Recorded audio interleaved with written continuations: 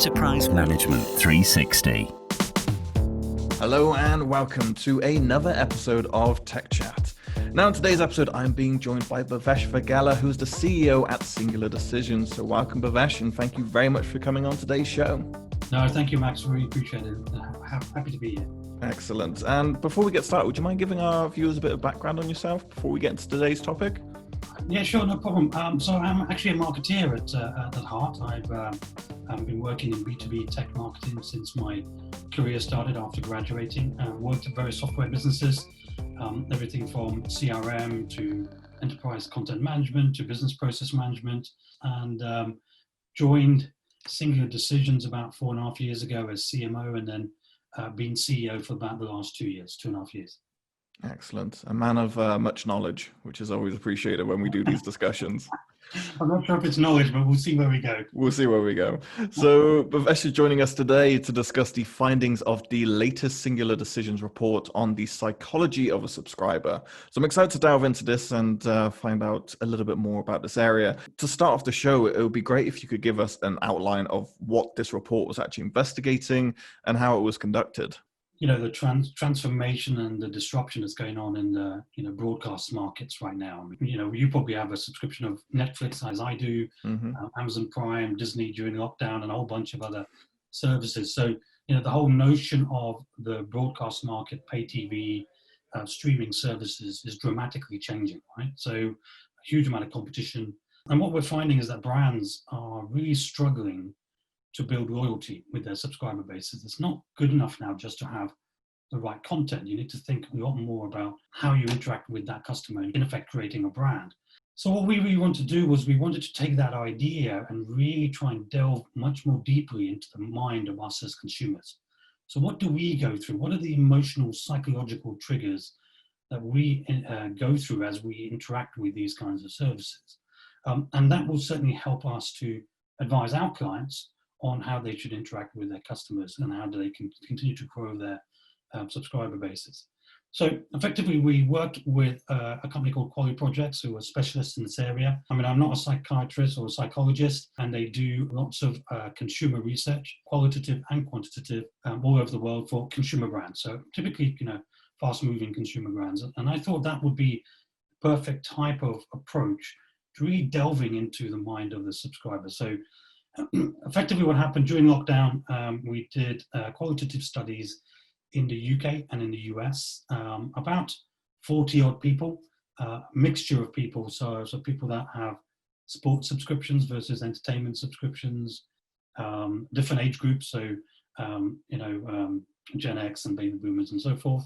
And then it's effectively an 8-day virtual focus group, if you want to call it, where we're posing questions on a daily basis and tasks, and we gather all that information, and the guys at Quality Projects are able to then capture all that information and then put the psychological spin on it to understand, well, what does it actually mean from a psychology perspective?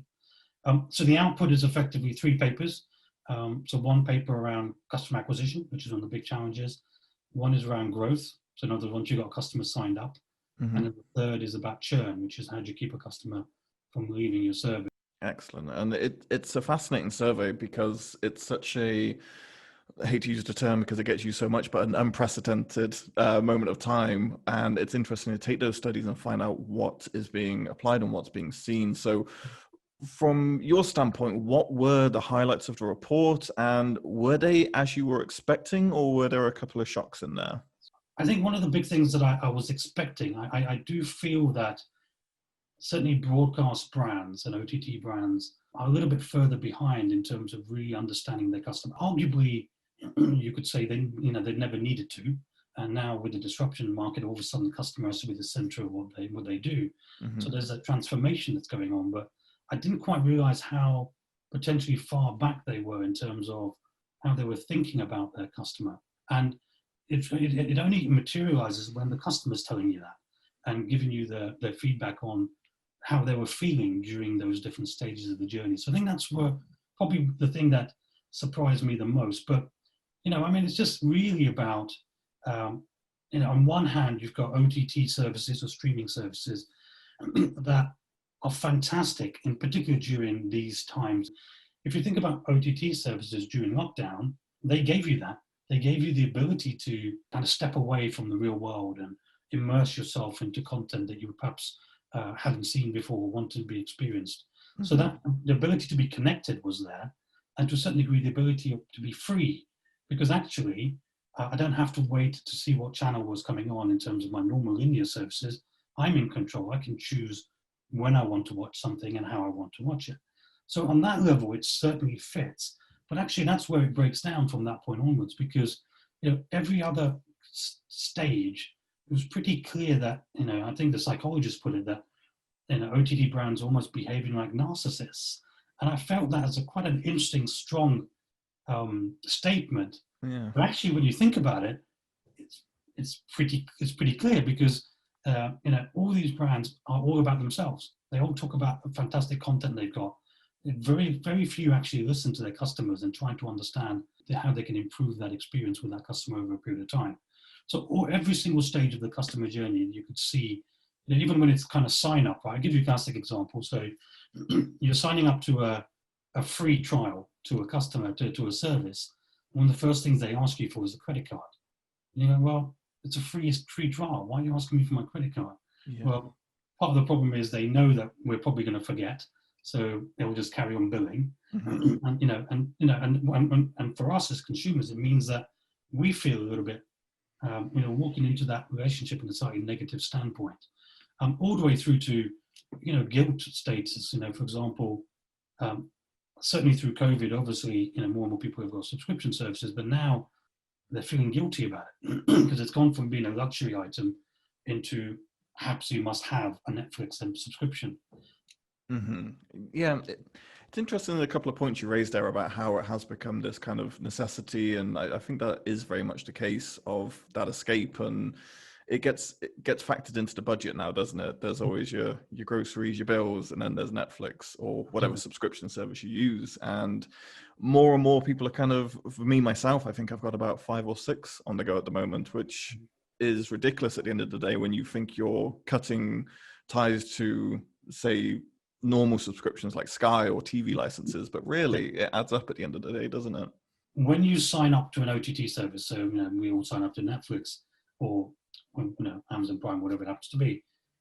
When you walk into that environment and you're thinking about signing up, in the back of your mind, you're thinking, I'm going to reduce my spend elsewhere. Mm-hmm. I'm going to, let's say, cancel my Sky movies, or I'm going to do something else. I'm going to reduce my spend in my traditional services because I'm theoretically saving money because I know I've got a much cheaper subscription. So when you ask that question, I think the numbers were something in the 80s, or 85% of people were saying that's the mindset I walk into when I want to sign up to a service. When you forward that and say 12 months later, how many actually did do that? How many did cancel subscriptions and other parts of other services? Less than 25% did. And you've still got your Sky going, and you've got your gyms and everything else that's going on as well. So all of a sudden, what you thought you were going to do is save money, but actually you're spending more on these services than you ever had done before. And that's part and parcel of the whole guilt issue that comes out from a psychological perspective. Exactly. It's an interesting way to kind of look at it and see how that kind of gets curtailed going forward. Yeah. The other element that was obviously raised in the report, and you mentioned it as well in your answer, about how people are considered in terms of being a subscriber in context of that customer journey. If a brand was to look at the report and the findings, how do you think they would be able to act on it, or where do you think they should start in terms of acting on what these findings have found?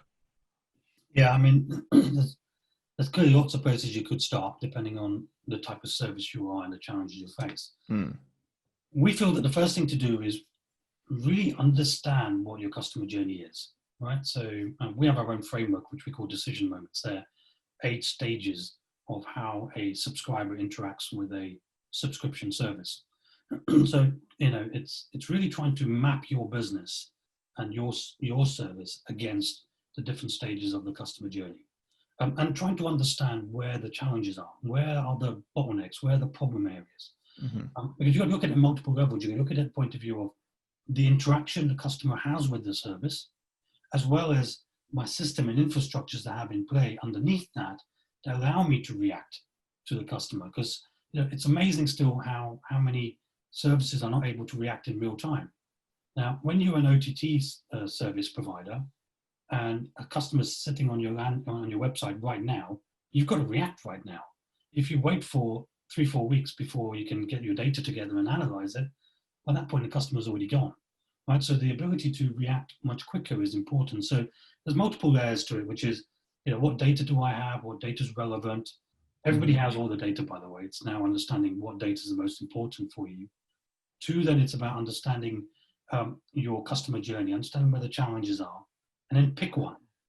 If you've got a big problem with acquisition, for example, like not enough customers are converting from a free trial into a paid subscriber, then let's reanalyze, let's understand that.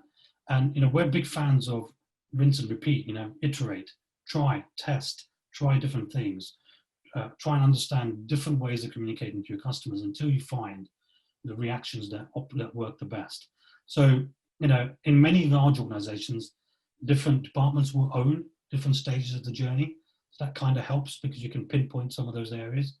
But I really think it's about putting, what we really try and say to our customers is put yourselves in the shoe of the customer. How easy is it for them to work with your service? And what you find typically, once you get into that mindset, actually, that's not very good, is it? I've got to do that. I've got 10 clicks before I can, that doesn't work. And all of a sudden, some pretty easy, obvious things you can do can help. In the papers, by the way, there's over 50 in every single paper where you can look at and pick and choose certain areas. But, to me, it's about putting yourself in the shoe of the subscriber, listening and asking questions and learning about your customers. It's very interesting to see where it goes. And Bhavesh, all I can say is thank you very much for coming on today's episode, talking to us about this and walking us through the study. Is there a place that people can go and read the study if they want to find out more information? Yeah, absolutely. You can jump onto our website. It's singulardecisions.com. There's a section in there called psychology. We've got 2 papers out right now. So the acquisition paper and the growth paper are out available, so you can download those. And there's a whole bunch of other promotions. There's webinars and other articles that are available out there as well. So please jump on and have a look. Excellent. Well, thank you, Bhavesh, for coming on today's episode. No worries. Thank you, Max. We appreciate it.